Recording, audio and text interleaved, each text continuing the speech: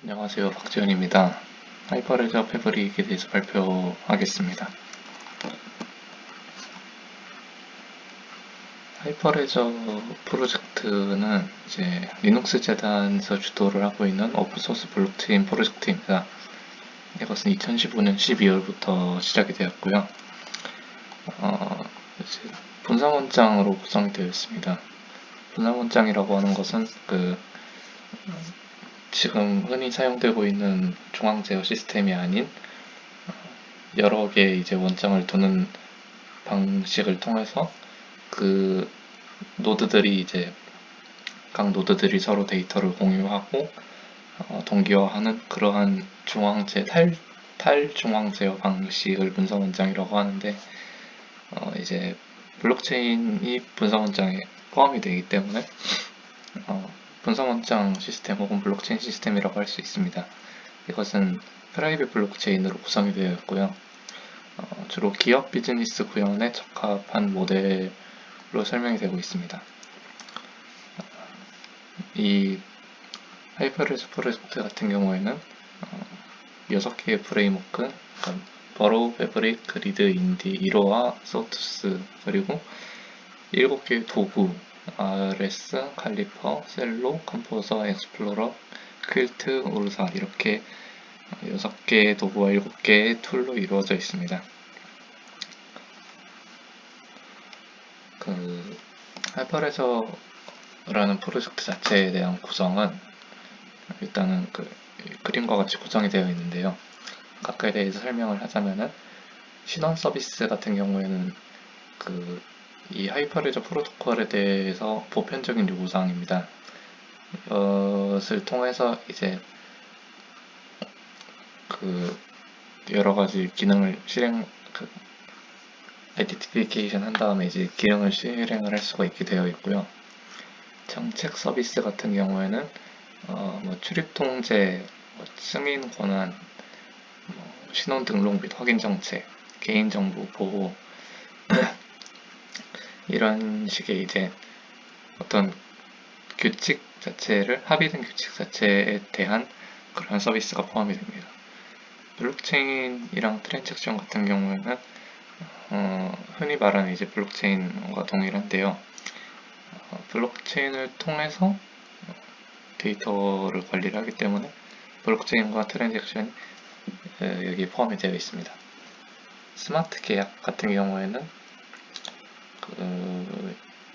이제 유효성을 검사하는 노드에서 실행이 되는 트랜잭션 프로그램인데요. 이거에서 이제 라이프 사이클 관리도 진행이 되고, 그리고 스마트 계약 자체에 대한 그런 관리가 전부 이루어집니다. 이러한 구성을 통해서 하이퍼레저 프로젝트가 이루어져 있습니다. 하이퍼레저 패브릭이라고 하는 것은 하이퍼레저 프레임워크 중에 하나인데요. 이것은 이제 IBM에 의해서 주도가 되고 있고요. IBM에 주도가 된 오픈소스 프로젝트입니다. 그리고 언어 같은 경우에 다른 프레임워크 같은 경우에는 자체적인 언어를 써야 하는 그런 것들도 있지만 하이퍼레저 패브릭은 자바, 고, 노드.js로 작성이 가능하기 때문에 다른 개발자들도 바로바로 적응할 수 있다라는 장점이 있습니다. 이거는 이제 컨테이너 기술을 통해서 도커라고 하는 프로그램을 통해서 전체적인 이제 프로그램 관리를 하게 되고요. 체인 코드라고 하는 스마트 계약을 호스팅하는 방식으로 이루어져 있습니다. 이 하이퍼레저 패브릭은 컴포넌트 4개로 구성이 되어 있는데요. 컴포넌트 4개를 이제 하나씩 설명을 드리자면은 신원 확인 같은 경우에는 아까 하이퍼레저 프로젝트 자체의 신원 서비스랑도 조금 일치한 부분이 있는데 이거 신원 확인을 통해서 이제 이게 프라이빗 블록체인이기 때문에 참여자들의 제한이 있으므로 참여자들에 대해서의 이제 데이터에 대해 참여자들이 공유하고 있는 데이터들에 대한 CRUD 작업을 하기 위한 인증서를 발급할 수 있는 컴포넌트입니다. 그리고 원장이라고 하는 거는 이제 그 데이터들을 데이터베이스로 가지고 있기 때문에 그 데이터베이스에 대한 처리 기능으로 구성이 되어 있고요. 거래라고 하는 것은 말 그대로 이제 트랜잭션인데 대용량 트랜잭션을 관리할 수 있는 기능을 가지고 있습니다. 그리고 스마트 컨트랙트라고 하는 것은 이 프로그램에서 제공하고 있는 서비스에 대한 로직을 구현할 수 있는 기능입니다.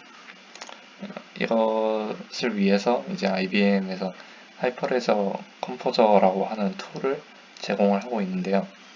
근데 여기 이제 IBM에서 그 하이퍼레저 컴포저 자체에 대해서는 개발을 업데이트를 꾸준히 하면서 이제 패브릭의 하이퍼레저 컴포저를 API 형태로 제공을 한다라고 하는 이런 기사를 추가로 링크로 달아놨습니다. 앞으로 이렇게 될 예정이라는 내용이고요. 네, 그렇습니다. 하이퍼레저 패브릭은 카프카라고 하는 합의 알고리즘으로 이루어져 있습니다. 이것은 이제 CFT라고 하는, 그러니까 보통 프라이빗 블록체인에서는 BFT, 비전 디폴트 톨러런스라고 하는 비전신 장애 허용이라는 합의 알고리즘을 사용을 하는데, 이 카프카에서는 CFT라고 하는 크래시 폴트 톨러런스라고 하는 그러한 방식을 이용을 합니다. 이게 이제 그 일부 시스템 구성 요소들이 작동을 안 하더라도 올바른 합의에 도달할 수 있는 것인데요. BFT 같은 경우에는 그 악의적인 공격까지 고려를 하기 때문에 훨씬 더 복잡하고 느리게 됩니다. 그게 더 안정성이 있긴 하겠지만은 CFT는 대규모 처리에 조금 더 적합하도록 되어 있기 때문에 BFT보다 훨씬 간단하고 빠릅니다. 이제 카프카라고 하는 합의 알고리즘은 그 발행 구독 모델의 메시지 큐를 사용을 하고 있는데요.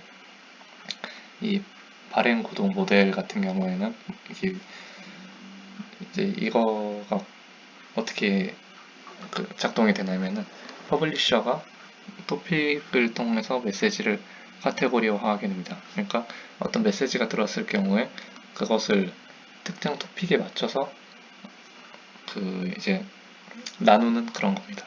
그리고 이제 리시버 같은 경우에는 특정 토픽을 구독을 합니다. 그러니까 서브스크라이버를 하는 것이고, 그래서 이제 퍼블리셔랑 서브스크라이버는 그 토픽에 대해서만 알고 서로 직접은 모릅니다. 그러니까 퍼블리셔는 토픽 자체의 정보만 알고 토픽에다가 메시지를 적재하고, 그리고 서브스크라이버는 퍼블리셔를 모른 채 토픽 자체에서 나오는 정보만 메시지만 얻게 됩니다.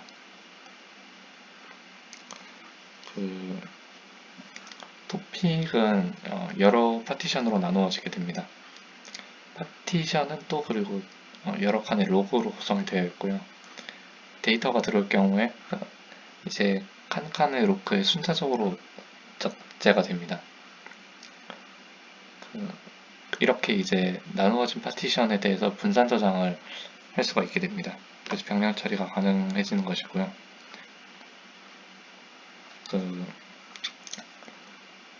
아까 퍼블리셔랑 서브스크라이버라고 했었는데 이제 그걸 뭐 프로듀서랑 컨슈머라고 할 수도 있습니다. 그래서 프로듀서와 컨슈머는 서로 알지 못하고요. 컨슈머는 본인이 이제 소비하고자 하는 토픽의 파티션 내 데이터 위치를 데이터 오프셋 위치를 기억을 하고 관리를 하기 때문에 컨슈머가 프로그램 도중에 죽더라도 오프셋 데이터만 남아 있으면은 계속해서 이제 소비를 할 수가 있게 됩니다. 그리고 컨슈머는 컨슈머 그룹을 통해서 이제 관리가 됩니다.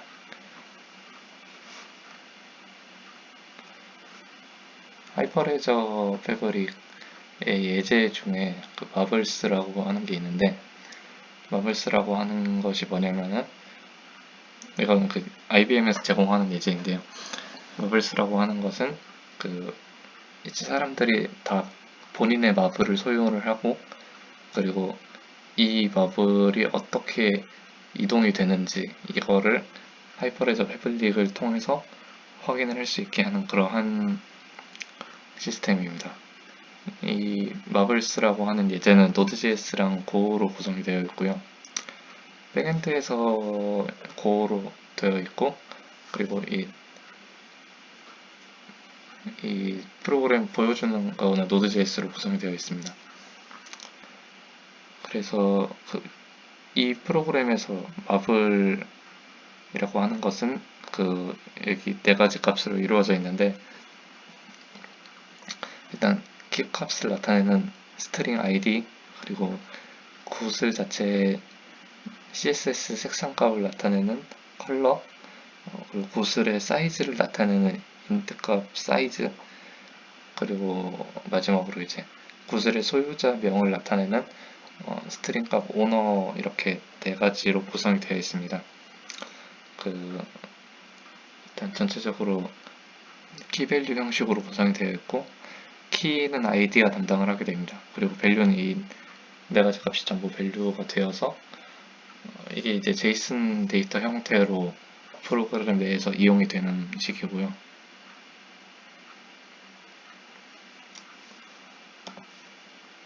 그래서 이 마블스라고 하는 프로그램의 구조를 말씀을 드리자면은, 일단 관리자 같은 경우에는 어드민은 브라우저에서 Node.js로 구현된 애플리케이션을 통해서 구슬들을 관리를 하게 됩니다. 클라이언트 쪽에 있는 자바스크립트 코드는 백엔드 애플리케이션이랑 연결을 위한 웹소켓을 열게 되고요.